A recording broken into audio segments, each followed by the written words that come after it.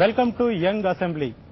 ఈ రాష్ట్ర శాసనసభకు 2009లో జరిగిన ఎన్నికల్లో అనేక మంది కొత్త ఎమ్మెల్యేలు ఈసారి అసెంబ్లీకి వచ్చారు. వారు అసెంబ్లీకి రావడానికి పడ్డ కష్టాలేంటి, అసెంబ్లీలో వారి అనుభవాలు ఏ విధంగా ఉన్నాయి, వచ్చే 5 ఏళ్లలో వారు అసెంబ్లీ ద్వారా ప్రజా సమస్యలను ఏ విధంగా ముందు తీసుకోవదలుచున్నారు, ఈ విషయాలపై ఈ రోజు మనతో పాటు హాజరైన ఎమ్మెల్యేలతో మాట్లాడదాం. అన్ని పార్టీలకు సంబంధించిన ఎమ్మెల్యేలు ఈ రోజు మన ప్రోగ్రాం హాజరయ్యారు.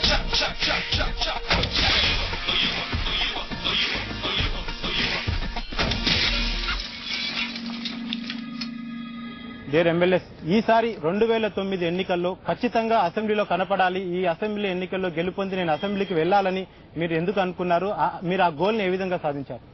నా పేరు కందుల నారాయణ రెడ్డి. నేను మార్కాపూర్ నియోజకవర్గం నుంచి పోటీ చేసి తెలుగుదేశం పార్టీ తరఫున పోటీ చేసి గెలుపొందాను. నేను గతంలో 2004లో కూడా తెలుగుదేశం పార్టీ తరఫున కంటెస్ట్ చేసి ఆ రోజు ఓటమి చెందడం జరిగింది. అయితే ఈ 5 సంవత్సరాలు ఎలాగైనా సరే నేను అసెంబ్లీకి వెళ్లాలా, అధ్యక్షాన్ని అవ్వాలా అని చెప్పి ఒక పట్టుదలతోటి 5 సంవత్సరాలు నేను నిత్యం ప్రజలకు అందుబాటులో ఉంటూ అనేక ప్రజా సమస్యల మీద పోరాటాలు చేస్తూ నేను నిత్యం ప్రజలకు అందుబాటులో ఉన్నాను. నేను నా నియోజకవర్గంలో వెలుగొండ ప్రాజెక్టు సెకండ్ టనల్ కోసము 290 కిలోమీటర్ల పాదయాత్ర చేశాను.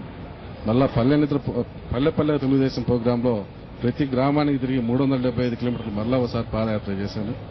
మళ్ళా నేను రైతుల కోసం ఈ సబ్సిడీ ఎరువులు పాస్ పుస్తకానికి ఒక బస్తా ఇస్తా ఉంటే 70 అవర్స్ ఆమర్ నిరాహార దీక్ష చేసి నేను నిత్యం ఇలా ప్రతి విషయంలో కూడా రైతులకు సంబంధించిన ప్రతి విషయం కానివ్వండి, అలాగే అంటే ఎన్ని సంవత్సరాల ముందు మీ టార్గెట్ పెట్టుకున్నారు 2009 అనే గోల్ ని? దానికి ముందు ఎన్ని సంవత్సరాల నుంచి మీరు టార్గెట్ పెట్టుకుని పనిచేస్తున్నారు? నేను 2003లో తెలుగుదేశం పార్టీలో చేరాను. 2004లో తెలుగుదేశం పార్టీ అభ్యర్థిత్వాన్ని సాధించి ఈ 2004లో ఓటమి చెందిన మరుసటి రోజు నుంచి కూడా నేను నిత్యం ప్రజలకు అందుబాటులో ఉంటూ రావడం జరిగింది. సార్, మీరు చెప్పండి, ఈ టార్గెట్ రీచ్ కావడానికి మీరు పడ్డ కష్టాలేంటి? నా పేరు మద్దాల రాజేష్ కుమార్. మాది చింతలపూడి నియోజకవర్గం, పశ్చిమ గోదావరి జిల్లా. అసెంబ్లీలోకి అడుగు పెట్టాలి, అసెంబ్లీలోకి వెళ్లి ఒక్కసారైనా ఈ కొర్రమేనంత మైకట్టుకుని అధ్యక్ష అనాలని చెప్పి ఎప్పటి నుంచి అనుకుంటూ ఉండేవాడిని. కానీ దీని వెనుక నిజంగా మీకు తెలియని రహస్యం ఒకటి ఏంటంటే, చింతలపూడి నియోజకవర్గం పశ్చిమ గోదావరి జిల్లాలోనే ఉంది. కానీ ఈ రోజు వరకు మా నియోజకవర్గ ప్రజలు గోదావరి నీళ్లు తాగలేదు, గోదావరి గాలి పీల్చలేదు. కారణం ఏంటంటే 2004కు ముందు మమ్మల్ని పరిపాలించిన తెలుగుదేశం ప్రభుత్వం, మమ్మల్ని పరిపాలించిన కొడగ విద్యాధరరావు గారు మా నియోజకవర్గాన్ని అభివృద్ధికి చాలా దూరంగా ఉంచారు. ఎక్కడ అభివృద్ధి చెందితే ఈ ప్రజలు అసలు సత్యాన్ని తెలుసుకుని వాళ్ళని ఓడిస్తామనే ఉద్దేశంతో దూరంగా పెట్టారు. అప్పటి నుంచి అనుకుంటూ ఉండేవాడిని, కాలేజ్ నుంచి చదువుకునే రోజుల్లోనే ఇంటర్మీడియట్ కాలేజ్ ప్రెసిడెంట్ గా కంటెస్ట్ చేసి గెలిచాను. అప్పుడే అనుకుంటూ ఉండేవాడిని, ఎప్పుడైనా సరే అసెంబ్లీలోకి వెళ్లి మన బాణి వినిపించి నియోజకవర్గానికి ఏదో ఒకటి చేయాలని చెప్పి అనుకుంటూ ఉండేవాడిని. కానీ డాక్టర్ వైఎస్ రాజశేఖర రెడ్డి గారి వల్ల, మరి కాంగ్రెస్ పార్టీ వల్ల ఇంత ఎర్లీగా 28 ఇయర్స్లోనే నాకు అసెంబ్లీలో ప్రవేశించే ఒక మంచి అవకాశాన్ని కాంగ్రెస్ పార్టీ, అదేవిధంగా రాజశేఖర రెడ్డి గారు, చింతలపూడి నియోజకవర్గ ప్రజలు నాకు కల్పించి అసెంబ్లీలోకి పంపించడం జరిగింది. నా నియోజకవర్గ ప్రజలకి వాళ్ళు పెట్టుకున్న ఆశల్ని అడియాసలు చేయకుండా, వాళ్ళు పెట్టుకున్న ఆశల్ని వమ్ము చేయకుండా ప్రతి నిమిషం వాళ్ళ కోసమే కష్టపడతాను, వాళ్ళ కోసం పనిచేస్తాను. నా పేరు వినయ్ భాస్కర్ అండి. గతంలో నేను స్వతంత్ర అభ్యర్థిగా 2004లో 99లో కూడా కాంటెస్ట్ చేయడం జరిగింది. అతి స్వల్ప మెజార్టీతోని 2000 పైచిలకు మెజార్టీతో ఓటమి పాలు కావడం జరిగింది. అయినా కూడా ప్రజలతో ఓటమి చెందినా కూడా ప్రజలతో మమేకమై వారు పడుతున్నటువంటి సమస్యలు నా దృష్టికి రాగానే ఎన్నో ఆందోళన కార్యక్రమం చేయడం జరిగింది.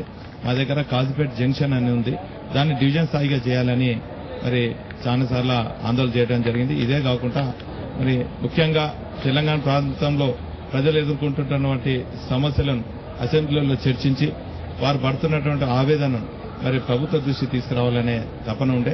గతంలో కూడా మా సోదరుడు తెలంగాణ ప్రజలు ఎదుర్కొంటున్న సమస్యలపైన అసెంబ్లీలో మరి ప్రస్తావించినప్పుడు తెలంగాణ పదం వాడొద్దు అన్నప్పుడు కొంత కలత చెందడం జరిగింది.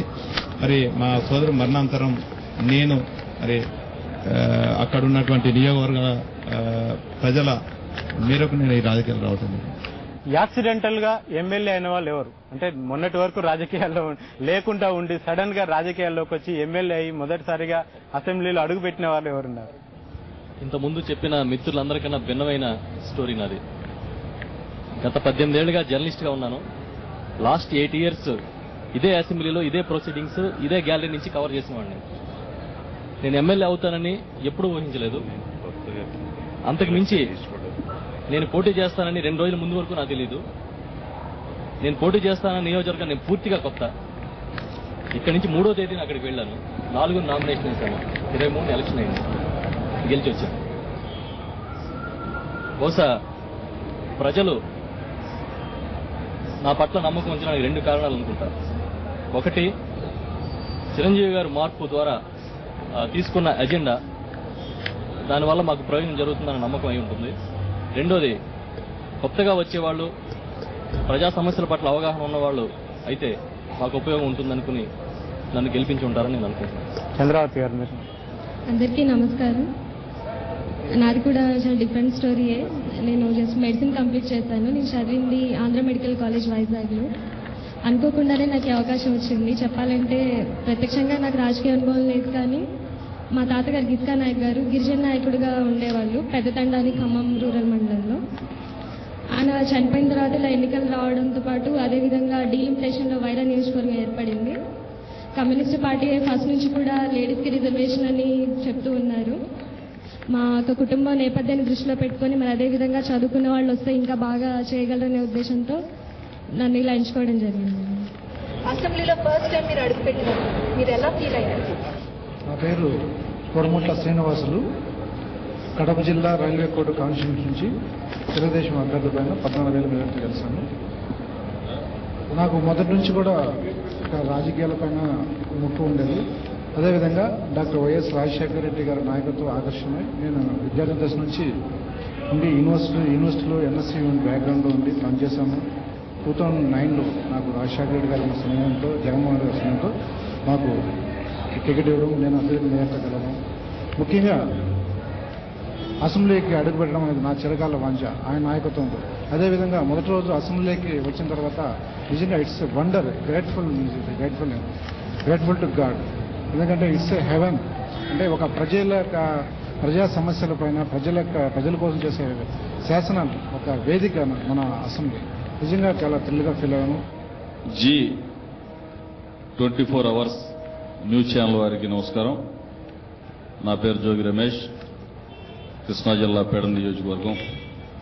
నేను 2002 కృష్ణా జిల్లా యువజన కాంగ్రెస్ అధ్యక్షుడిగా అక్కడి నుంచి రాజకీయ పూర్తి స్థాయిలో ఆనాటి ఉన్న తెలుగుదేశం ప్రభుత్వ ప్రజా వ్యతిరేక విధానాలని ప్రజల్ని మేము మేల్కొల్పే విధానంలో పూర్తి స్థాయిలో యువజన కాంగ్రెస్లో ఆనాడు పనిచేశాం.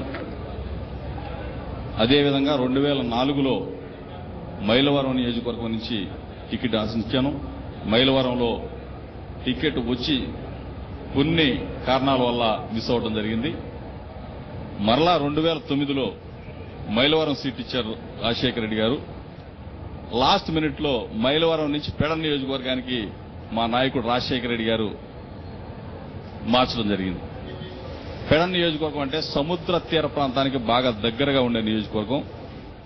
బడుగు బలహీన వర్గాలు, బీసీలు, ఎస్సీలు అధికంగా ఉండే నియోజకవర్గం. మత్స్యకారులు, చేనేత కార్మికులు, గీత కార్మికులు ఎక్కువగా ఉండే ప్రాంతం. ఆ నియోజకవర్గ ప్రజల సమస్యల్ని, వాళ్ల బాధల్ని తీర్చే అవకాశం ఈరోజు, ఆ అదృష్టం నాకు కలిగింది. వాళ్ల వాణి ఈరోజు శాసనసభలో చాలా మంది ప్రముఖుల మధ్య వినిపించే అవకాశం ఈరోజు కలిగింది. అది మీ ద్వారా కలిగినందుకు మీకు నిజంగా కృతజ్ఞతలు.